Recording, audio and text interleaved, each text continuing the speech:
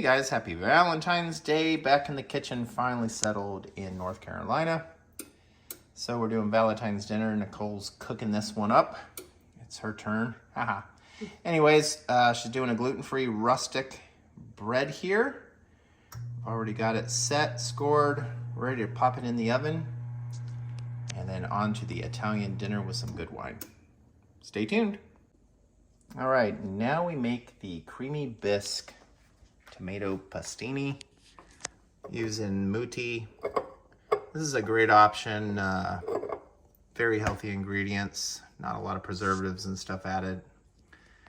You've got your organic bone broth, unsalted of course, keep the sodium low, bay leaves, organic carrot, and organic onion.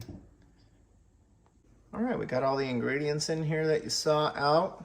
Now we're just gonna start do a slow boil, and then we'll blend them all together. And we pulled out the beautiful bread. It's just underneath here staying warm. Let's get a little peek. Oh gosh, that looks good. Not too shabby, Nicole. All right, just a little quick blend of the tomato ingredients.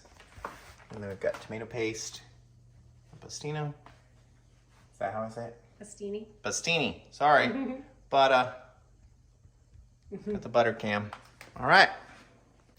All right, so you do this low and slow for 10 minutes, and now we add the heavy whipping cream. Do this for 5 minutes, and we're ready to plate. All right, so we're enjoying the Ruffino Chianti. And look at this, wow.